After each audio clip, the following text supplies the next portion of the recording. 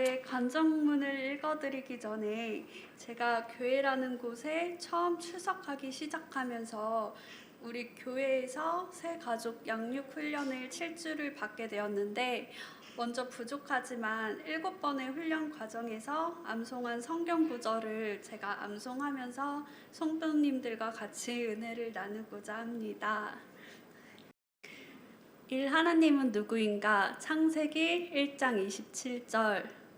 하나님은 자기 형상 곧 하나님의 형상대로 사람을 창조하시되 남자와 여자를 창조하시고. 두 번째, 인간은 누구인가? 에베소서 4장 24절. 하나님을 따라 의와 진리의 거룩함으로 지으심 받은 새 사람을 입으라. 세 번째, 예수님은 누구신가? 에베소서 2장 8절에서 9절. 너희는 그 은혜에 의하여 믿음으로 말미암아 구원을 받았으니 이것은 너희에게 난 것이 아니요 하나님의 선물이라. 행위에서 난 것이 아니니 이는 누구든지 자랑하지 못하게 함이라. 네 번째, 성령님은 누구신가? 갈라디아서 5장 22절에서 23절. 오직 성령의 열매는 사랑과 희락과 화평과 오래 참음과 자비와 양성과 충성과 온유와 절제니 이 같은 것을 금지할 법이 없느니라. 아멘. 다섯 번째, 성경에 대하여 디모데후서 3장 16절. 모든 성경은 하나님의 감동으로 된 것으로 교훈과 책망과 바르게 함과 의로 교육하기에 유익하니. 여섯 번째, 예배에 대하여 요한복음 4장 24절. 하나님은 영이시니 예배하는 자가 영과 진리로 예배할지니라. 일곱 번째, 교회에 대하여 마태복음 28장 19절에서 20절. 그러므로 너희들은 가서 모든 민족을 제자로 삼아 아버지와 아들과 성령의 이름으로 세례를 베풀고 내가 너희에게 분부한 모든 것을 가르쳐 지키게 하라. 볼지어다 내가 세상 끝날까지 너희와 항상 함께 있으리라 하시니라. 아멘.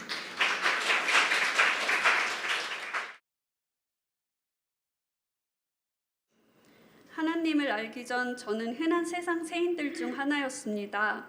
자연을 들여다보고 있노라면 너무 아름답고 신비하여 신이 있겠지 생각만 했을 뿐 아무 지식이 없어 하나님이든 예수님이든 부처님이든 뭐든 있겠지 생각해오며 살았습니다. 그래서 힘든 순간에는 여러 신을 읊으며 기도하기도 했고 친척이나 친구들, 지인들 중에 교인들이 있긴 했지만 어렸을 때나 따라서 교회 몇 번 갔을 뿐 예배의 자리가 어떤 의미인지 아무 생각 없이 그냥 사람 만나는 재미, 밥 먹는 재미, 선물 받는 재미로 따라갔었습니다. 그마저도 성인이 되어서는 거의 가지도 않았고 갈 일도 없었습니다. 그런데 하나님을 아는 것과는 머나먼 삶을 살았던 그런 저를 주님께서는 계속 불쌍하고 긍휼하게 여겨주시고 기다려주셨습니다. 제가 하나님을 믿게 된 것은 작년 12월이었는데 전 세계적으로 코로나라는 암울한 상황과 맞닥뜨리며 장기화되는 과정에서 세상의 어두운 부분과 암울한 상황들을 맞닥뜨리며 세상의 어두운 부분과 어려운 부분을 깨닫게 하시고 그 깨달음에 대한 대척점으로 한없이 밝으시며 선하디 선한 하나님이 계시다는 것을 동시에 알게 되었습니다.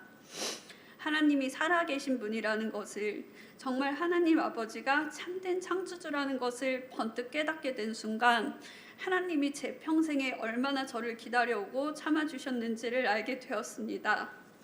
놀랍게도 하나님과 전혀 관계없이 살아온 저를 기다리며 제 평생에 제 삶 곳곳에 지표를 놓아두시고 하나님의 사람을 끊임없이 보내주셨습니다.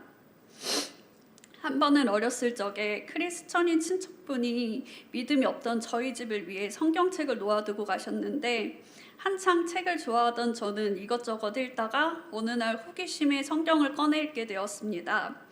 창세기를 읽다가 너무 길어서 쭉 건너뛰고 또 어린 마음에 여기가 결말이구나 하고 요한계시록을 읽다가 무서워서 벌벌 떨었던 기억도 납니다. 참 어설프고 서툴지만 지금 보면 그게 처음 하나님을 만났던 순간이었던 것 같습니다.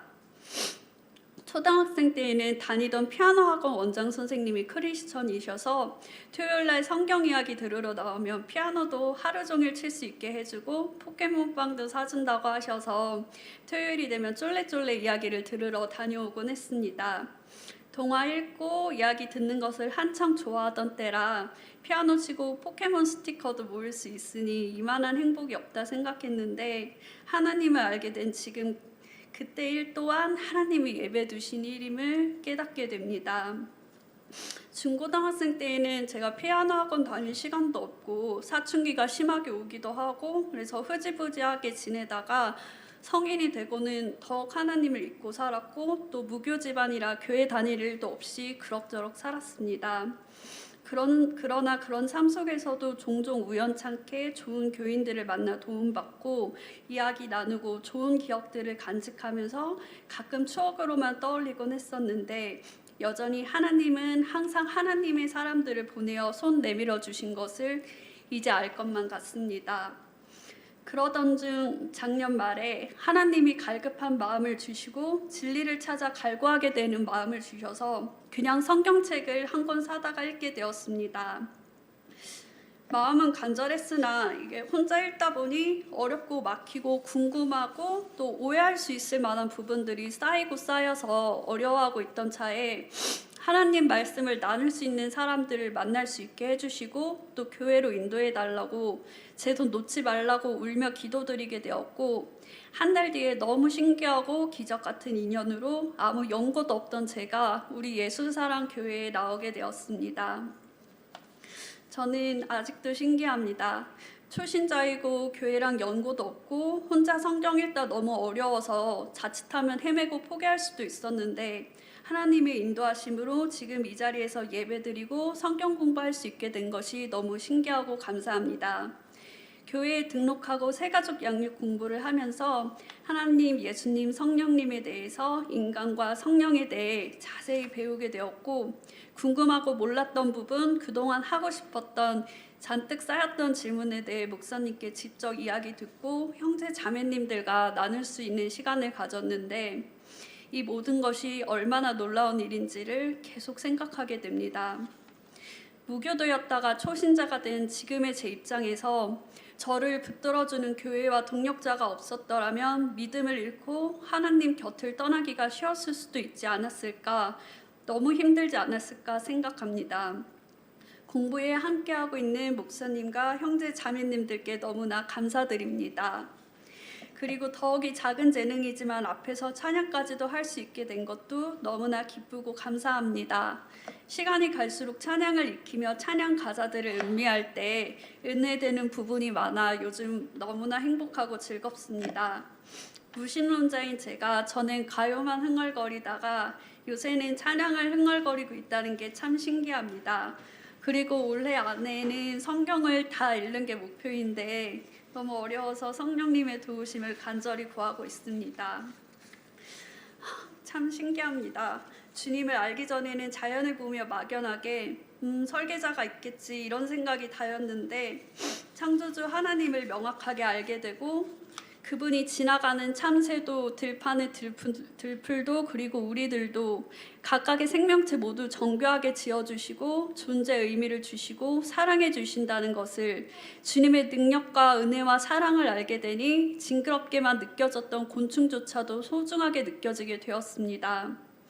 여전히 만지는 건 끔찍하지만 그래도 소중합니다. 그리고 제 자신도 소중하다는 생각이 들었습니다.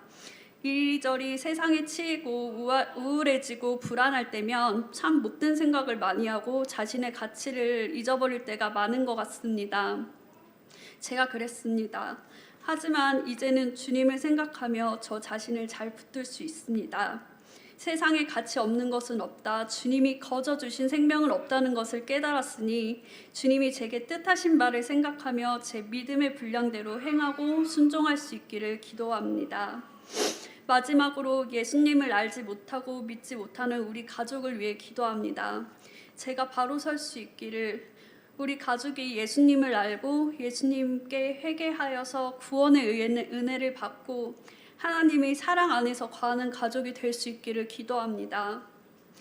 내가 너희에게 이르노니 이와 같이 죄인 한 사람이 회개하면 하늘에서는 회개할 것 없는 의인 99으로 말미암아 기뻐하는 것보다 더하리라 하셨던 말씀처럼 우리 가족도 예수님을 믿고 찾을 때에 주님이 기뻐 맞이하시리라 믿으며 하나님께서 뜻하신 때에 뜻하신 바가 우리 가족에게 이루어질 것임을 믿고 계속 기도드리려 합니다. 우리 예수사랑교회 여러분의 모든 가정에도 하나님에 대한 소망과 구원의 은혜가 함께하기를 기도드리겠습니다. 감사합니다.